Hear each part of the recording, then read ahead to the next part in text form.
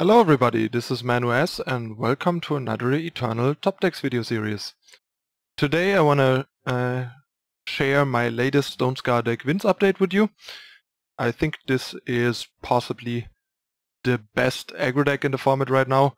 At least that's what it seems and feels to me so far compared to other stuff that I tried, especially with the recent nerfs basically having killed Skycrack, since I think Skycrack has a hard time without Flail and Flame Blast, and there might be a way to, I don't know, turn it around and find a good Skycrack version that works, but still it just seems weaker than what this deck is capable of, and I'll explain that in a moment. So yeah, basically I found myself around rank 500 yesterday, having had a really rough time and a really rough run, and having basically lost no matter what I touched, and being hardly capable of winning more than 50% of my games. And then I just tried this deck again. I had it for a bit and just gave that another shot, and seemed my bad luck had run out, and this deck just kept performing, and it skyrocketed me back into the top 50 within a few hours, like 2 or 3 hours. I only lost a couple of games. The deck was amazing. I had plenty of 8 and 2 runs over 10 games with the deck now.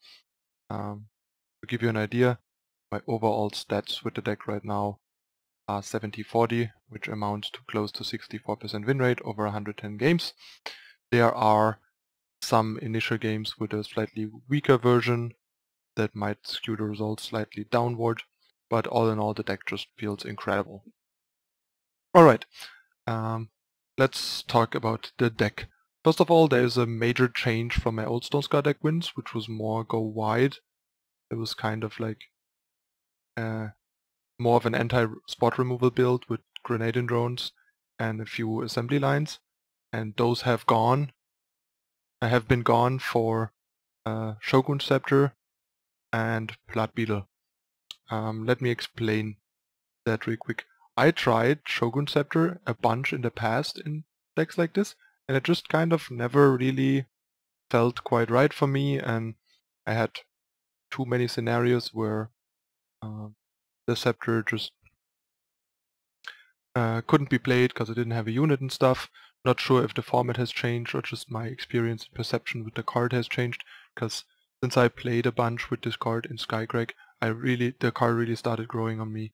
At this point I basically think this card is arguably better than Hammer of Might, and at the same time fortunately also cheaper and an immediate 2-for-1 in the sense that it brings another unit with it. So even if they kill the guy that you Scepter up, you still are left with a free Oni Ronin. And over 2 turns it also generates 3 Warcry triggers, just like a Hammer of Might, except that it has the potential to generate further Warcry triggers if it stays around, which Hammer can't. I'm sure the buff is smaller, but that it's also cheaper, so you can't have everything. And the reason to not go wide anymore basically is partially my experience with Scepter and this Warcry core that has been so powerful in Skycrack, that has been really convincing me, and the release of this sweet new gem, Jack's Knife. That card, like these 2 cards don't work very well with Grenadians, obviously, because then you have like a Jack's Knife on one grenade and the other one is still kind of lying around not doing anything, so it's much better to have 2 1s and 1 2s to put your Jack's Knife on, especially if they can gain flying. So let's talk about the units first. We have 12 1-drops. For Oni, for Pyroknight, don't need much explanation. They are basically the premium 1-drops in fire aggro decks and the go-to. Beetle needs a little bit of explanation. Initially those were Knifejack, but first of all, taking so much damage together with the Jack's Knife can be problematic in races, to some extent, but not that much, because even in aggressive mirrors you're usually the aggressor with this deck. But the other thing is, this deck is surprisingly good at infiltrating Blood Beetle. One of the main reasons for that is Jack's Knife. In the past, if you played a Blood Beetle on turn 1, there were a lot of scenarios where your Beetle couldn't even profitably attack on turn 2, or only to just trade with like an opposing 2-1. Now you can just slap a Jack's Knife on it, in addition to obviously having like Torch and Suffocate, and turn it into a 3-4, and then they have the choice between jump blocking your 3-4 or letting it turn into a 4-4 flyer, which is really amazing. A 4-4 flyer on turn 2 is pretty powerful. And you can follow the Jack's Knife up with another 1-drop, for example, or removal, to have a very power efficient turn 2. And the evasion has generally been really great with the amount of weapons this deck is running. The 4 Jack's Knife and the Shogun Scepter, because putting a Scepter on this also guarantees free war cries and free damage usually, so that is really nice. And since this deck isn't going very wide, the evasion is actually quite relevant, unlike in go wide decks where they can just block another unit that is equally big and you're not really getting anything out of it when you kind of alpha striking every turn with your entire board, which is why the card is really bad in Cheaterless, but pretty good here. And also because of the war cries, because getting a bunch of war cries on this turns this into a pretty scary thing late game. I had games where I dropped like 6-7 Blood Beetles and stuff just a couple games ago. And then we have 4 Argenport Instigator and 4 Outlaws as 2-drops. Quick note on the 1-drops again. 12 is like the bare minimum. I could see wanting like 13 or 14 if I could fit them. Right now I opted against that option. I'll explain why in a moment. For Rakano Outlaw, for the Warcry, Quick Draw is really good. Good Warcry target itself. Good weapon target, and so on and so forth. Nice synergy with Torch against bigger blockers, and so on. Instigator doesn't need much explanation. Just one of the best 2-drops, if not the best aggressive 2-drop in the game. The trigger deals so much extra damage for us when the opponent is trading. And currently I'm running 1 Lesrai Ranger in the flex slot, like this Ranger is basically a flex slot. It could be the Ranger, it could be a 13th 1-drop instead, it could be another Suffocate. A bunch of things that are an option here. I kinda wanted more units, and I think I'd rather have a 9th 2-drop right now than a 13th 1-drop, just because there are a bunch of scenarios where I had like play the 1 power card on turn 2 without using the 2nd power, so I'd rather play like an actual more powerful 2-cost card on 2, and 8 2-drops is a bit short to reliably have a 2-drop anyway. And yeah, the Infiltrate, once again with the weapons and the removal and stuff, should be reasonably well possible to enable, and if you get it enabled, the 4-4 is actually a pretty big deal, and if you put a weapon on it, then it's quickly a 6-5 or 6-6, which even beats Titan. So yeah, I want to try it. I only played a couple games with the Ranger so far, but yeah, this slot is kind of a flex slot, so you can do whatever you feel like with the slot, basically. And the other reason why I wanted this slot to be a unit right now is that if you don't count Bandit Queen, which is not really a unit, it's more of a curve topper Alpha Strike kind of thing with a body attached, then the deck only has 24 units and 8 weapons, so there are some draws where you're just 2 unit light, especially against removal, so having a 25th unit in addition to the 4 queens is pretty good from my experience so far. And we have 4 Champion of Chaos, not much explanation needed. Knifejack synergizes really well with Champion, was a 5-5 champion, usually beats almost anything short of a Titan, and with both abilities turned on deals tons of damage. And last but not least, Bandit Queen is Curve Topper, just easily the best aggressive 4-drop in the game, and the best 4-drop for a deck like this. Also great Warcry target, getting Warcry triggers on a Bandit Queen.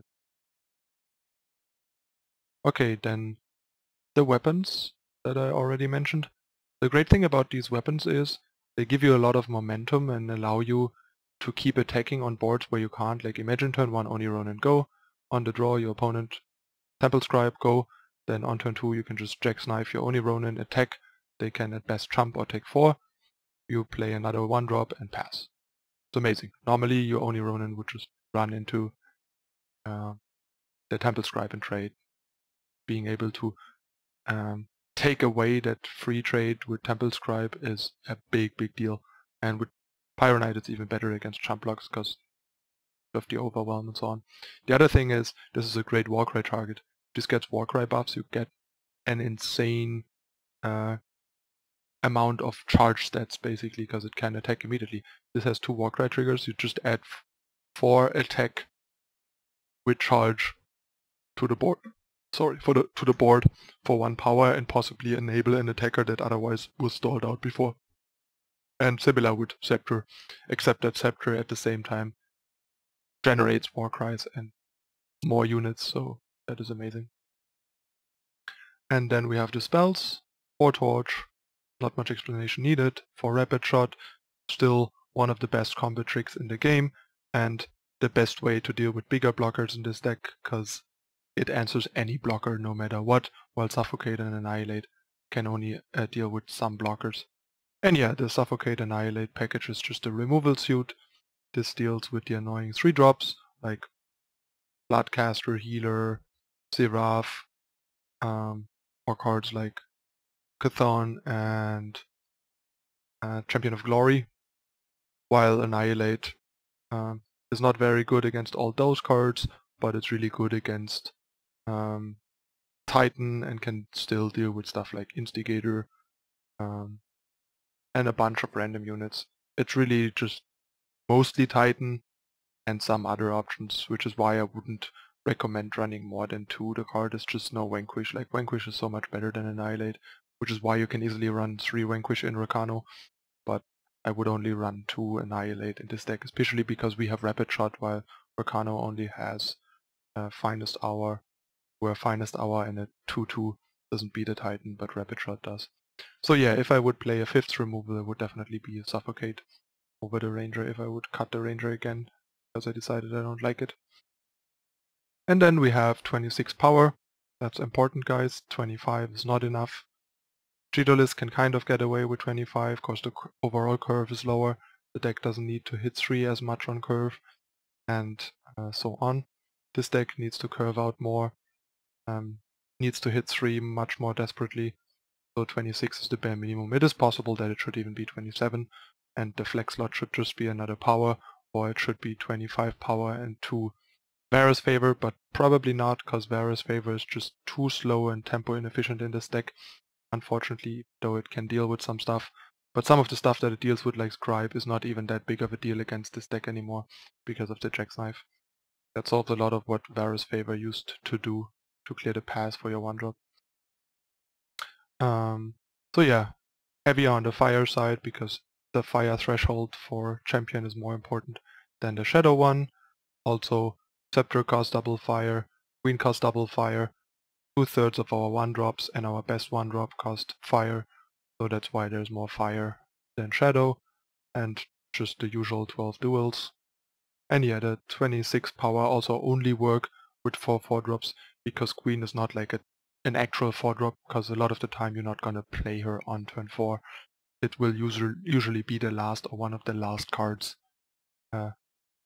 in your hand that you will play in a game, or you'll play it in a situation where you otherwise wouldn't have good attacks without the Bandit Queen.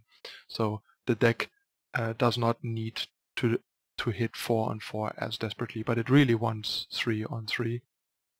And a good shot at hitting 4 and 25 usually just means too many games where you never see the 4's power before it's too late, or ever, and that's why I want at least 26 power. The 26 has felt pretty good. It should probably be between 26 and 27, like 26.5. Not sure if 27 is a bit too much, but 26 is definitely the bare minimum, in my opinion at this point. Alright, that's it for the decklist. Deck has been doing amazing. Filth's great, Rapid Shot and Annihilate make this deck together with the weapons really good against Titan decks, unlike say Skycrack, which is really bad against Titan decks. The deck has been crushing other aggro decks relentlessly and has overall been performing admirably across the board in most matchups. The Elysian mid-range matchup is the one so far that seemed the iffiest. I mean, it's still a matchup where you're reasonably well positioned with the tools the deck has, but that deck can have draws with too many redundant units that you need to stop, like, I don't know, False Prince into Titan into Cerso. It's just pretty rough and you need a very specific draw to punch through that, for example. While other time decks usually have enough weak spots in their curve and easier answerable stuff that you can overwhelm them more reliably, but I ended up on the short end of the stick a fair bunch against my Elysian opponents compared to other time decks. Alright, so time to hop into some games and show the deck in action. I'm currently only in the top 50, which is pretty low for my standards, but I've been having quite a rough month trying to figure out what works, and this is one of the decks that has been working the best, if not the deck that has been working the best, probably. So I figured it's time to share it with you, especially now that I have a fully formed opinion on the list and how to build it. Okay, so stay tuned for the first half of the games coming up in a moment. Thanks for watching.